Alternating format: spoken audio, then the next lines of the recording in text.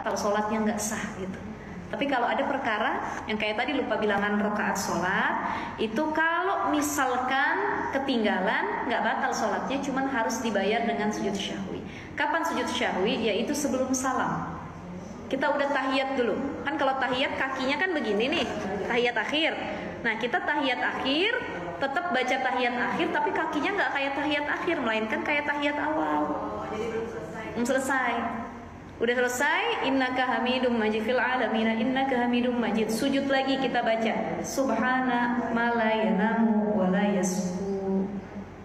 Ya, subhana ma la yanamu wa la yasfu. Dia mengatakan subhana ma la yasfu wa la yanamu gitu, ya. Subhana ma la yanamu wa la yasfu.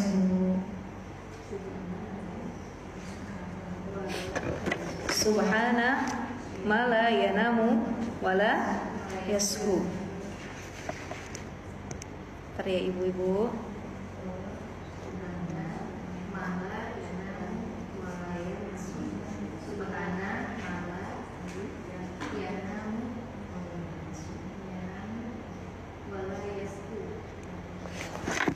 Subhana man la yanamu wala yasfu, ya, man la yanamu wala yasfu. Ini kalau kita lupa gitu ya, man la yanamu wala yasfu. Dilakukannya berapa kali? 2 kali. 2 kali ya. Jadi begini ibu-ibu. Ini kita kan tahiyat ya. Harusnya kan begini kita tahiyatnya kan? Tahiyat akhir nih, tahiyatul mubarak. Ini kita duduknya seperti tahiyat awal. Seperti ini. Inna fil alamina innaka hamidum majid. Terus harus diawali dengan takbir. Allahu akbar. Subhana man la yanamu wa la yasfu. 3 lagi. Bangkit lagi. Allahu akbar. Kita baca Rabbil firli warhamni waj'alni, boleh saja, atau cuma sekedar zikir subhanallah alhamdulillah wa sujud lagi. Jadi sujud syahwi itu 2 kali. Allahu akbar, subhanallah, baru bangkit. Allahu akbar. Nggak perlu lagi baca tahiyat, langsung salam. Assalamualaikum warahmatullahi wabarakatuh. Assalamualaikum warahmatullahi wabarakatuh. Gitu.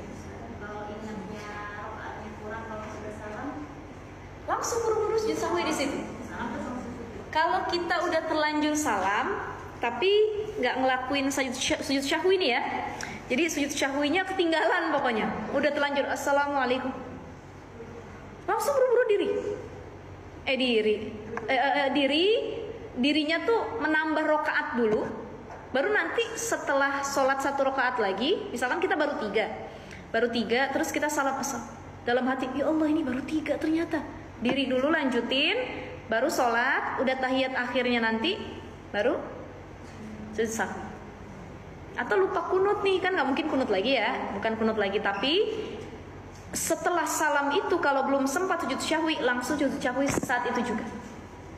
Ya, sujud syahwi saat itu juga. Gitu. Bagaimana lupanya udah sampai masak? Sholat lagi. Gitu ya. Ya paling sering kita lupa bilangan sholat deh, itu paling sering deh. Yang nggak lupa bilangan sholat cuma subuh tuh 2 rakaat ya. Pokoknya kalau yang 3 sama yang 4 itu gangguannya masya Allah tuh, udah 3 apa 4 gitu dan lain sebagainya gitu.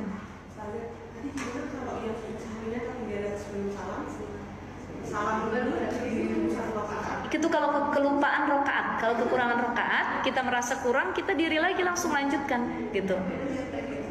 Nggak perlu, langsung saja gitu, melanjutkan yang tadi.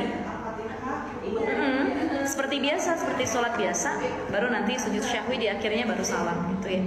Kalau itu lupa rokaat, nanti insya Allah kita bahas itu di pembahasan sujud syahwi, ada ya bab khususnya ibu-ibu. Nah ini kita masih pembahasan niat. Yang pertama tadi niat, yang kedua, nah ini terakhir ya karena sudah 11:30. Yang kedua adalah asani, rukun sholat yang kedua takbiratul ihram. Sumiyat takbiratul ihram li'annaha sababun fi tahrimi ma kana halalan qablaha kal akli wasyurbi wal kalam. Jadi dinamakan takbiratul ihram. Kenapa? Karena dia menjadi sebab diharamkannya yang tadinya yang halal. Apa yang sebelumnya halal? Sebelum takbiratul ihram itu halal, makan, minum, berbicara. Kalau sudah Allahu Akbar, 3 hal ini udah haram. Nggak boleh ngomong, boleh ngomong,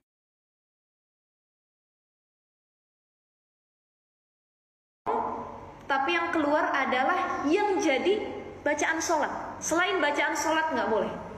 Kita lagi sholat, suami ngajak ngobrol, "Mah, kunci di mana?" "Alhamdulillahirabbil alamin." Dekat pintu, "Maliki yaumiddin, iyyaka na'budu wa iyyaka nasta'in." Nah, itu tidak boleh gitu ya.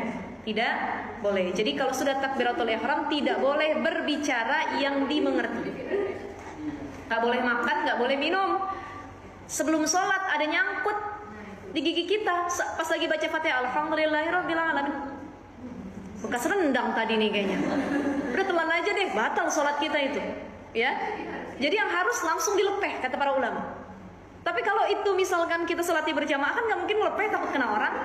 Ya ada ulama yang mengatakan boleh juga ditahan di dalam mulut dengan catatan jangan sampai tertelan. Cuman diperintahkannya untuk langsung melepeh, gitu. Sekalipun itu cuman biji cabai yang nyangkut, sayang bener telan aja dah katanya. Telan gitu ya. Nah ini harus diperhatikan benar-benar ya ibu-ibu ya. Jadi takbiratul ihram. Baik, saya ingin tanya, yang jadi rukunnya itu ngangkat tangannya apa baca takbir ya? Bacanya atau ngangkat tangannya? Allahu Akbar. Bacaannya. Ngangkat tangannya sunnah. Jadi kalau ibu-ibu nggak ngangkat tangan pun nggak apa-apa, cuman hilang sunnahnya. Allahu Akbar. Pernah nggak ngeliat orang nggak ngangkat tangannya? Allahu Akbar. Karena itu sunnah. Yang rukun dan kalau ditinggalin dia nggak sah sholatnya adalah bacaan takbirnya. Allahu Akbar. Masalah nanti tangannya mau bar di sini, mau bar di sini, mau bar di sini, mau dia begini dan lain sebagainya, itu kan sunnah ya. Itu cuman ini saja. Karena yang rukunnya adalah bacaan takbiratul ihramnya. Allahu Akbar. Di sini disebutkan an-nasaniya min arkanis salat, yang kedua yang masuk dalam kategori rukun salat, ayyaqulal musalli awal salatihi, ya orang yang salat itu akan mengucapkan di awal salatnya Allahu Akbar. Wala yadur takhallulu yasirin wasfin bi ayyakuna aqalla min salasi kalimat. Allahu Akbar, Allah Ar-Rahim Akbar, atau Allah Ar-Rahman Ar-Rahim Akbar. Wala yadur aidan takhallulu adad at-ta'rif Allahul Akbar. Ya, jadi nggak masalah kalau misalkan pas takbir di sini disebutkan itu nggak membahayakan sholatnya ya. Kalau dia baca contoh Allahur Rahimu Akbar, misal, atau Allahur Rahmanur Rahimu Akbar, cuman kepanjangan ya.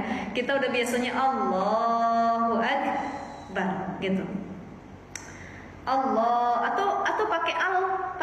Kalau biasanya Allahu Akbar dia baca Allahul Akbar, boleh.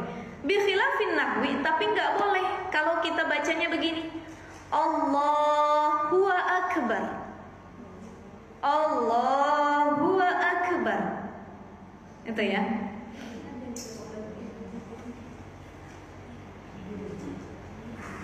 Jadi nggak usah ditambah-tambahin, udah paling benernya tadi Allahu Akbar, gitu ya.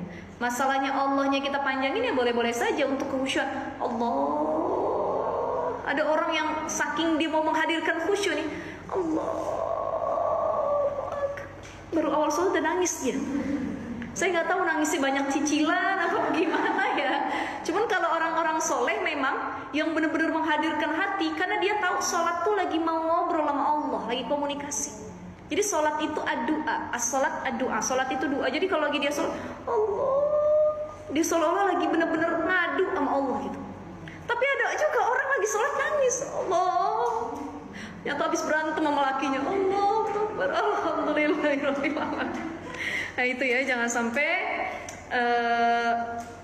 kita salah niat gitu ya. Nangisnya kita karena rindu sama Allah, atau nangisnya kita karena kita faham yang kita baca, faham makna takbirnya itu. Ya Allah Akbar, ya Allah, nggak ada masalah apapun yang bisa selesai kecuali Engkau yang menyelesaikannya dan lain sebagainya. Jadi mengagungkan kebesarannya Allah baru kita nangis, gitu ya. Jadi takbiratul ihram, pengucapan Allahu Akbar, itu adalah rukun sholat yang kedua. Yang ketiga dan selanjutnya insya Allah bulan depan kita